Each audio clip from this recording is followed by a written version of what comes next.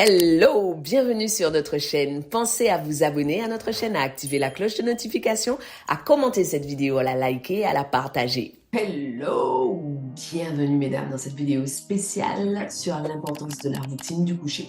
Le soir est un moment tout aussi crucial que le matin et pourtant la routine du coucher, la routine du soir est négligée alors qu'on en fait des tonnes au sujet de la routine matinale. Du coup, je me rends compte que moi-même j'en suis coupable puisque j'aurais dû commencer par la routine du soir dans la mesure où je considère qu'elle est plus importante que celle du matin parce qu'elle prépare à celle du matin. Alors aujourd'hui, je vous propose d'explorer comment une routine du coucher bien conçue peut avoir un impact positif sur votre bien-être, sur votre préparation pour une nuit de sommeil réparateur et pour un lendemain matin, vous allez démarrer sur les chapeaux de roue.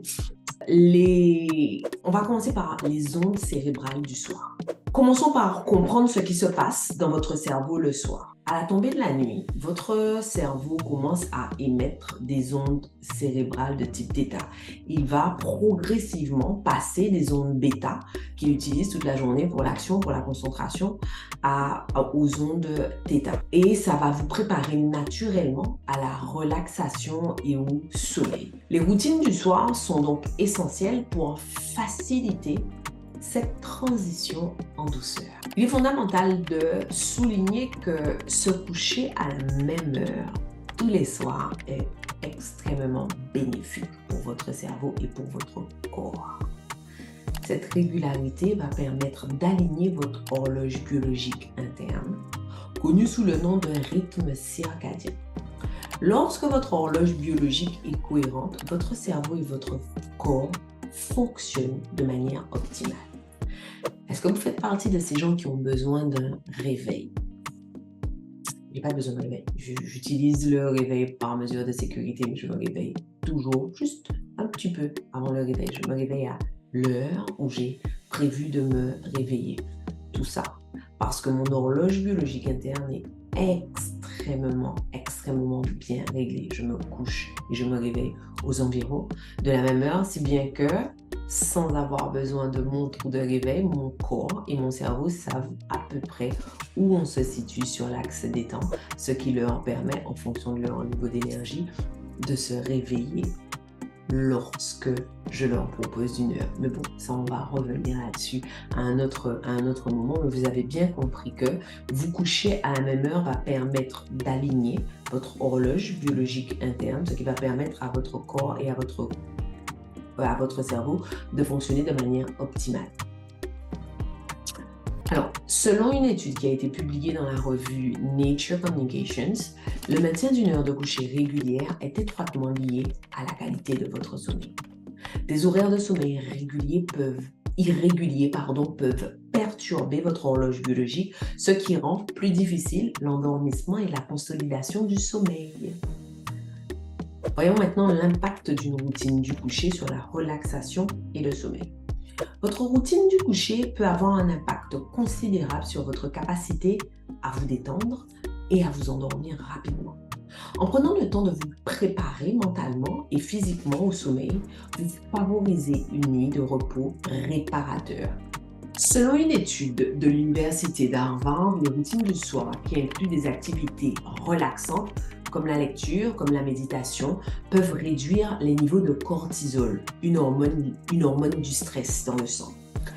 Ça va permettre à votre cerveau de passer en mode repos plus efficacement. Donc, je réitère ce que j'ai dit.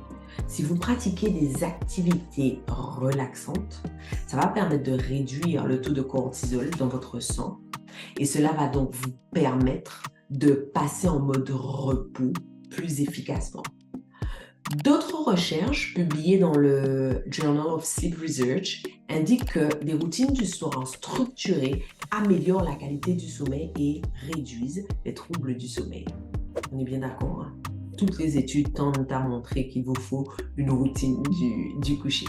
On va maintenant passer à l'impact de la routine du coucher sur votre préparation mentale. Votre routine du coucher est également l'occasion de préparer mentalement votre esprit, votre cerveau pour le lendemain.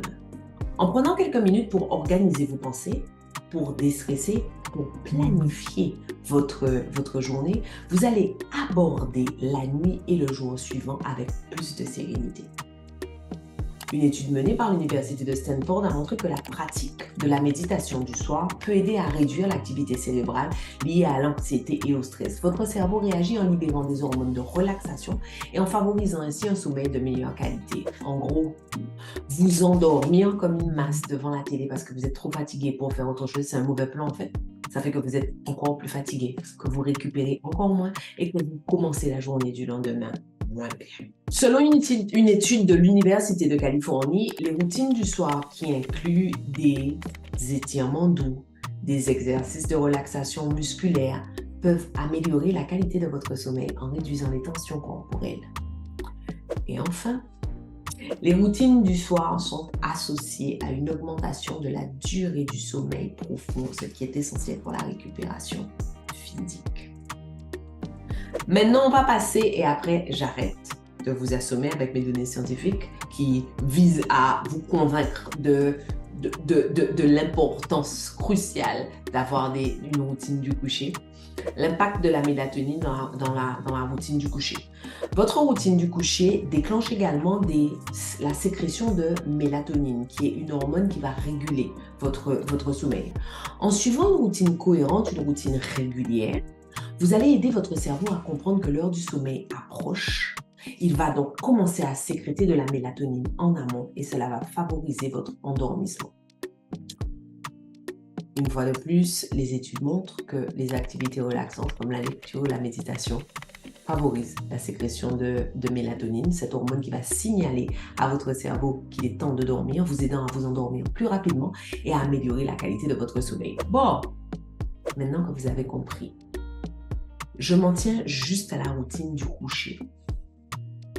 Mais ce que je vous dis peut être étendu. Moi, j'ai une routine à partir du moment où j'arrête ma journée de travail. Quel que soit le moment où j'arrête ma journée de travail, je vais faire les mêmes choses. Je vais réviser, je vais vérifier que j'ai bien fait tout ce que j'avais à faire dans mon planeur.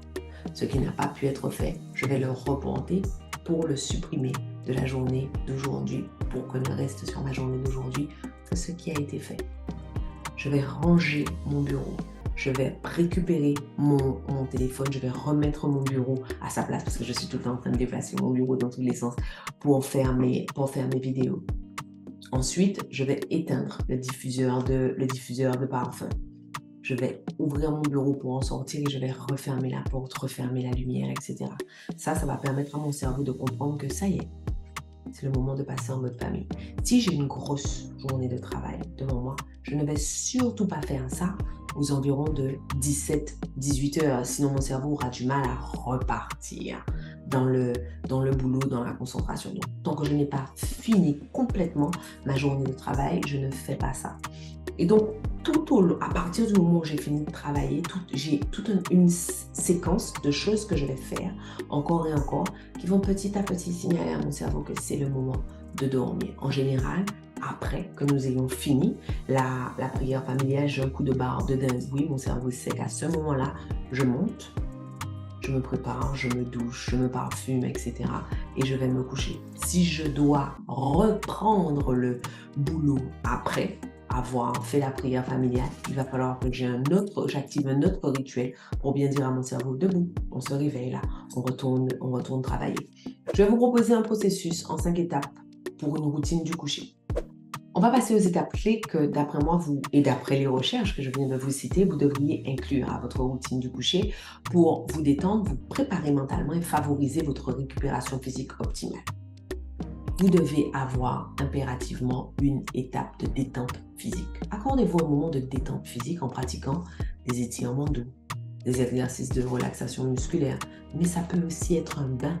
Pour certaines d'entre nous, un bain est un moment de relaxation, ou pour moi, une douche froide ou un bain froid sont des moments de relaxation qui me préparent au sommeil. Contrairement à ce qu'on imagine, on imagine que ça vous donne la pêche, que ça vous met comme si vous étiez sous caféine. Pas du tout, ça favorise la relaxation avant le coucher.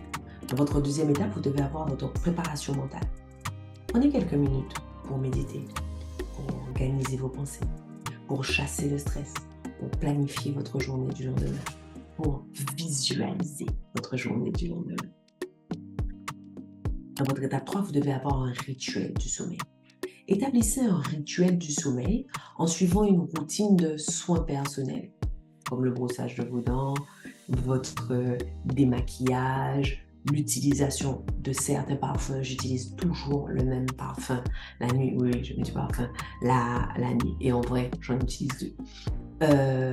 Ensuite, vous aurez un rituel de lecture ou la pratique d'une activité qui vous détend. Les lectures apaisantes vont vous détendre. Écouter une musique apaisante va vous détendre. Écouter un livre audio va vous détendre. Écouter des histoires pour adultes. Alors, je ne parle pas forcément d'histoires pour adultes au sens où vous l'imaginez. Hein. Je pense vraiment à des contes, des histoires pour les adultes, quoi. Pas quelque chose d'érotique. Ensuite, vous avez la dernière étape qui est consacrée pour moi à votre sommeil de qualité. Dans votre routine, assurez-vous de créer un environnement de sommeil propice. Avec une chambre sombre, par exemple, une chambre calme, une chambre confortable. Je vais vous prendre un exemple. Je dors mieux dans des draps blancs et c'est mieux pour moi de me réveiller dans des draps blancs. La couleur sur les draps, vraiment sur mon humeur, ça a un impact extrêmement négatif. Le type de drap sur lesquels je dors a aussi un impact sur moi. Dormir sur ma tête d'oreiller en soie ou en satin a un impact. Alors, tout ça est créé le soir, j'y fais extrêmement attention. De la même façon que le matin, j'ai un cérémonial pour faire mon lit. Je pense que je mets au moins 15 minutes à faire mon lit parce que je veux que ça soit beau et ça fait partie de ma routine.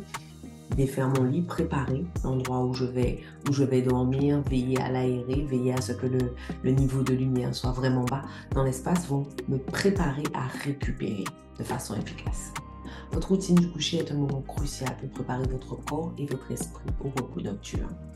En comprenant les mécanismes cérébraux et en adoptant une approche intentionnelle, vous allez considérablement améliorer la qualité de votre sommeil et par conséquent votre bien-être général. Vous pouvez commencer dès aujourd'hui à construire votre routine du coucher qui vous relaxe, qui vous prépare mentalement et qui favorise votre récupération physique optimale. Vous vous rappelez, les routines du matin étaient censées nous réveiller, nous motiver, nous inspirer. Vous pouvez retrouver ici ma vidéo sur les routines du matin. Je vous laisse là, j'ai hâte de lire en commentaire le détail de votre routine du coucher, qu'elle soit longue, qu'elle soit courte, peu importe. L'important, c'est que vous soyez régulière dessus. Je vous laisse là.